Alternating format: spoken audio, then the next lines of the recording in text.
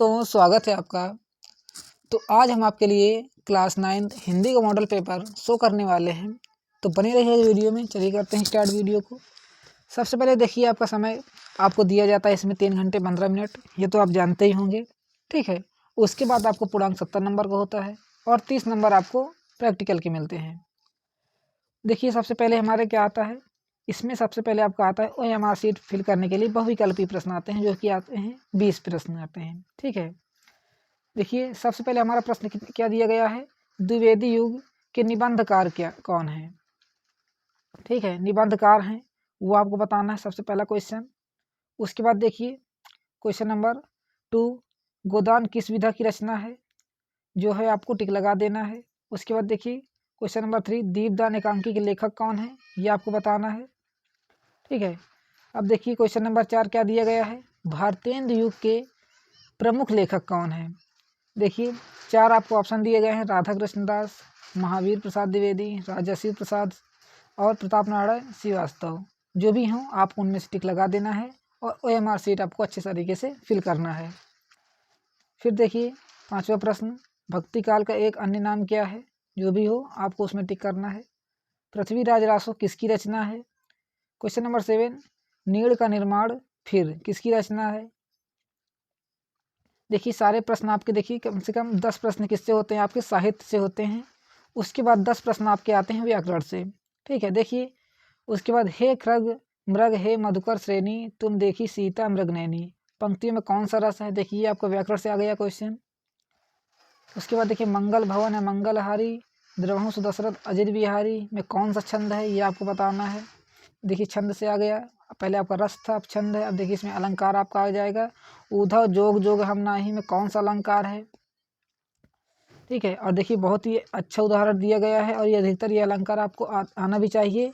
इसको आप हमें कमेंट बॉक्स में बताएंगे इसमें कौन सा अलंकार होगा क्लास आपको। देखिए क्वेश्चन नंबर 10th में। उसके बाद देखिए क्वेश्चन नंबर 11, शुद्ध वर्धनी का चयन करना। आपको देखिए शुद्ध लिखना है, जो हमारा उज्ज्वल किस तरह से सही होगा उसको आपको टिक करके बताना है इसमें। अब देखिए क्वेश्चन नंबर 12 क्या है, निम्न में से कौन सा चिन्ह अल्प विराम का है। देखिए अल्प विराम तो आप जानते ही होंगे, बहुत सरल क्वेश्चन पूछा गया है इसमें आपका, तो इसको भी आपको क्या करना है, कमेंट बॉक्स में बताना है क्वेश्चन नंबर 12 का आंसर। निम्न में से बछड़े का तत्सम शब्द क्या है, वो आपको बताना है। प्राचीन का विलोम क्या होगा। देखिए बहुत ही क्वेश्चन ईजी पूछा गया हिंदी में ये चीज़। फिर क्वेश्चन नंबर 15, अनल किसका पर्यायवाची है। तो देखिए आप तो सब जानते होंगे, आग का पर्यायवाची है। भरपेट शब्द में कौन सा समास है, भरपेट इसमें कौन सा समास है, ये आपको बताना है। अब देखिए क्वेश्चन नंबर 17 संस्कृत से पूछा गया है, अभी विभक्ति से पूछा गया है। रामियों में विभक्ति एवं वचन बताना है आपको, कितनी विभक्ति है और कितना वचन है, ये बताना है। उसके बाद क्वेश्चन नंबर 18, गणेशा का सही संधि विच्छेद क्या होगा। देखिए संधि विच्छेद आप स्कूल में पढ़ाए गए होंगे, आपने टीचर पढ़ाया होगा कि संधि विच्छेद के कई सारे होते हैं। जैसे गणेश, इसमें देखिए कौन सी संधि है, और गण धन ईस होगा इसका। अब देखिए 19 नंबर में क्या गया, गम धातु लट लकार प्रथम पुरुष एक वचन का रूप बताना है। उसके बाद देखिए क्वेश्चन नंबर 20, यहाँ से आपके यहाँ से MCQ टाइप क्वेश्चन खत्म होते हैं, यानी कि 1 नंबर वाले क्वेश्चन यहाँ से आपके खत्म हो जाते हैं, टिक वाले, ठीक है।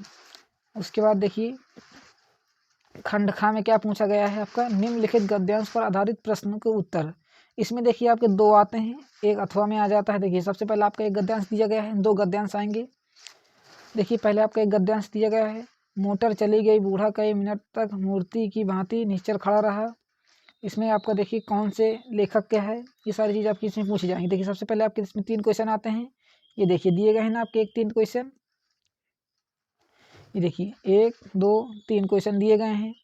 इनमें आपको बताना है सबसे पहले आपका, मोटर चली गई मूर्ति की भांति निश्चल कौन खड़ा था। यदि आपने चैप्टर पढ़ा होगा तो आपको ये क्वेश्चन आ रहा होगा। क्वेश्चन नंबर 2 में क्या कह रहा है, संसार में कैसे मनुष्य होते हैं। ये आपको देखिए जो आपको ये ऊपर दिया गया है पूरा, इसी में से आपके सारे क्वेश्चन पूछे जाते हैं, ठीक है। उसके बाद देखिए क्वेश्चन नंबर इस खा में क्या पूछा गया है, कह रहा है, सोन जूही के आज एक पीली कली लगी है, उसे देखकर अनायास ही उसे छोटे जीव का स्मरण हो आया। देखिए आपको ये क्या दिया गया है इसमें, एक गद्यांश दिया गया है, उससे आधारित आपके देखिए 3 प्रश्न पूछे जाएंगे। वो भी कितने कितने नंबर के रहेंगे, शायद से 2-2 नंबर के रहेंगे। ठीक है, देखिए उपयुक्त गद्यांश के पाठ और लेखिका का नाम पूछा गया है। इसमें आपको इसमें बताना है पाठ का नाम और लेखिका का नाम बताना है। देखिए आपको इसमें पहले ही दे दी है लेखिका। लेखिका तो आप समझ रहे होंगे, बहुत कम लेखिका होती हैं। ठीक है, और जो भी हो उसका आपका आंसर एकदम सटीक लिखना है। कौन कंधे पर कूदकर चौंका देता है, ये आपको बताना है। उसके बाद क्वेश्चन नंबर 3 क्या पूछा गया है, प्रस्तुत गद्यांश में लेखिका किसकी बात कर रही है, इस गद्यांश में वे किसे खोज रही है। ठीक, अब देखिए क्वेश्चन नंबर 22 निम्नलिखित, देखिए आपके प्रश्न नंबर 21 में देखिए 2 आए थे क्वेश्चन गद्यांश से रिलेटेड। आपको उनमें से देखिए 3 प्रश्न करने थे। एक गद्यांश में पहले वाले में 3 क्वेश्चन है और खा नंबर में भी 3 क्वेश्चन है। ठीक है, उसके बाद देखिए क्वेश्चन नंबर 22 में क्या कहा गया है। क्वेश्चन नंबर 22 में कहा गया आपका निम्नलिखित पद्यांश पर आधारित प्रश्न है। किसमें है, पद्यांश पर आधारित प्रश्न। देखिए इसमें भी आपका 2 प्रश्न आएंगे। ठीक है, अब देखिए कितने प्रश्न आ रहे हैं वो आपको देखना है। 3 इसमें भी प्रश्न आ रहे हैं। देखिए पहले आपका पद्यांश 22 में एक ये दिया गया है, पावो जी मैं तो राम रतन धन पायो। उसके बाद है बिखेर देती वसुंधरा मोती सबके सोने पर, आपको ये आया है। 2 पद्यांश आए हुए हैं। इनमें भी क्या करना है आपको, 3 क्वेश्चन करना है। सबसे पहले देखिए मीरा ने किस संपदा को प्राप्त कर लिया है। दूसरा क्वेश्चन क्या है, कौन सी पूंजी खर्च करने पर भी कम नहीं होती और ना ही इसे चोर चुरा सकता है। उसके बाद क्या गया, तीसरा क्वेश्चन, मीरा ने किस सागर को पार कर लिया है। ठीक है, देखिए इसमें आपको देखिए राइटर का ना ही नाम पूछा गया है, ना ही पाठ का नाम पूछा गया है। यदि आपको ये कोई प्रश्न आता है तो बहुत अच्छी बात है। उसके बाद देखना है आपको, अथवा यदि आपको ये नहीं आ रहा है तो देखिए अथवा में दिया गया है बिखेर देती वसुंधरा मोती सबके सोने पर। इसमें देखिए प्रस्तुत पंक्तियों का संदर्भ पूछ लिया गया है। संदर्भ क्या मतलब क्या है, इसमें आपका लेखिका और पाठ का नाम सब आ जाता है। उसके बाद प्रातः, दूसरा क्वेश्चन क्या है, प्रातः काल होने पर मोतियों को कौन बटोर कर रख लेता है, ये बताना है। और क्वेश्चन नंबर 3, प्रस्तुत पंक्तियों में कौन सा अलंकार। देखिए इसमें आपको अलंकार भी पूछ लिया गया है और 2 क्वेश्चन एक्स्ट्रा में है। और उसके बाद देखिए ये आपका क्वेश्चन बहुत उसमें सरल आ गए हैं ये ऊपर वाले पद्यांश में। ठीक है, तो यदि आप इसको कर पाते हैं बहुत अच्छी बात है। अब देखिए आगे क्वेश्चन नंबर 23 में क्या कहा गया है, निम्नलिखित संस्कृत गद्यांश में से किसी एक का संदर्भ सहित अनुवाद करना है आपको। देखिए गद्यांश में भी क्या आते हैं, 2 आते हैं। एक देखिए पहला आपको दिया सताम सज्जनाम आचारा सदाचारा, ये देखिए आपको एक ही गद्यांश दिया गया है। उसके बाद अथवा में दिया गया रामदास नारायण पुण्य निवसती, रामदास जो है नारायणपुर में रहता है था। इस तरह के आपको देखिए 2 गद्यांश दिए हैं। सबसे पहले इसका आपको संदर्भ लिखना है जो कि आपको देखिए 2 नंबर का होगा, और जो आपका ये पूरा इसका संदर्भ का यदि आप अनुवाद लिखते हैं वो होगा 3 से 4 नंबर का होगा। ठीक है, जैसे आपका पेपर में आए वैसे आपको अंक मिल जाएंगे इसके। तो बहुत देखिए इंपॉर्टेंट होता है संस्कृत है, और संस्कृत यदि आप अच्छे तरीके से पढ़ लेते हैं तो आपको बार बार पढ़ने की जरूरत नहीं होती। ठीक है, सीधे सीधे आप अनुवाद इसका लिख पाएंगे। और जो आपका जिसका आपको पता हो कि ये चैप्टर से है ये, तो उसी को आपको लिखना है, क्योंकि आपको संदर्भ में एकदम अच्छे तरीके से लिखना होता है पाठ का नाम। उसके बाद देखिए खा नंबर में क्या दिया गया है, निम्नलिखित संस्कृत पद्यांशों में से किसी एक का संदर्भ सहित अनुवाद करना है। ठीक है, देखिए इसमें पद्यांश दिए गए हैं 2, और 2 में से क्या करना है आपको एक ही करना है। ठीक है, 2 में से क्या करना है, देखिए एक आपको यह दिया गया है, धर्मज्ञ सत्य संधस्य प्रजानाम च हिते रता। उसके बाद आपको एक यह दिया गया है अथवा लगा करके। यदि आप दोनों में से एक आ रहा है तो बहुत अच्छी बात है। ठीक है, और फिर भी आपको नहीं आ रहा तो कुछ ना कुछ करने की आपको कोशिश तो करनी पड़ेगी पेपर में। अब देखिए आपका यहाँ से हिंदी का काम ऊपर का ख़त्म। अब देखिए किसका आ गया काम, हिंदी तो काम चलेगा, पर यहाँ से आपको एकांकी का आगे आएगा। ठीक है, एकांकी का वर्ग क्या है, दीपदान एकांकी अथवा लक्ष्मी का स्वागत एकांकी के कथा संगठन पर अपने विचार प्रकट कीजिए। ठीक है, जो आपको विचार है, जो क्या कहते हैं आप उस कहानी के बारे में, ये सारी चीज़ें आपको इसमें लिखनी है। ठीक, यदि आपको ये नहीं आ रहा है तो देखिए अथवा में दिया गया है, क्या दिया गया है, लक्ष्मी का स्वागत एकांकी के प्रमुख पात्र का चरित्र चित्र। लक्ष्मी का स्वागत तो आप जानते हैं एकांकी, उसमें आपको प्रमुख पात्र जो है उसका आपको चरित्र चित्र करना है इसमें। ठीक है, अब देखिए आगे क्या कह रहा है, का नंबर, निम्नलिखित में से किसी एक लेखक का जीवन परिचय। देखिए अब देखिए लेखक का जीवन परिचय आ गया, एक आपका पद्य से, यानी कि आपका एक गद्य से आएगा और एक पद्य से आएगा, ऐसा नहीं होता।